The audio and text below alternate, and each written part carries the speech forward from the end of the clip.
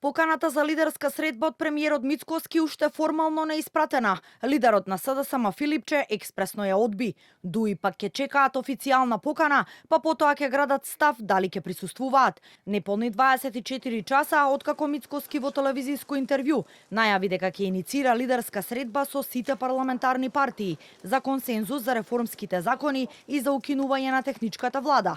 Филипче на пресконференција порача дека нема да присуствува, бидејќи ја смета за алиби за распишување на предвремени избори, на кои доколку бидат распишани, сепак се подготвени да учествуваат, но со останување на техничката влада. Средба со криминалци нема да има. Нема средба за техничката влада. Мицкоски е во тесно, му се брза и бара алиби за распишување на предвремени избори.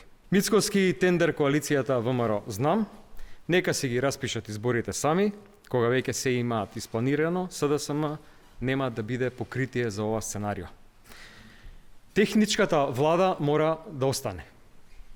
Затоа што власта узурпираше се. Ние ќе учествуваме и сме спремни на избори кога и да ги распише ова најкорумпирана власт во Европа. И покрај ваквиот став на Филипче, премиерот Мицкоски останува на намерата денеска или утре и формално да ги испрати поканите за лидерската средба, која како што рече е планирана за 14 јануари во клубот на пратеници. Пораките од Филипче ги оцени како збунувачки и повтори дека не планираат предвремени парламентарни избори. Предпоставувам дел од врските кои што треба да ги одработи, а се содржани во тој менаџерски договор, ваквите навреди кон владата и одбивањето на вакви средби, но тоа е негов избор. Пораките се збунувачки, доскоро тие бараа лидерска средба, сега кога има лидерска средба ја одбиваат. Ние ќе градиме, ние ќе создаваме, се што е во наша моќ ќе сториме за да ги придвижиме процесите напред, а тие предпоставувам одбрале да продолжат да тонат во своето опозицијско политичко мочуриште. На средбата, според најавата од Мицкоски, фокусот ќе биде на реформските закони, укинувањето на техничката влада 100 дена пред избори, како и изборот на народниот правобранител, кој е заглавен во собранието поради немањето Бадентерово мнозинство.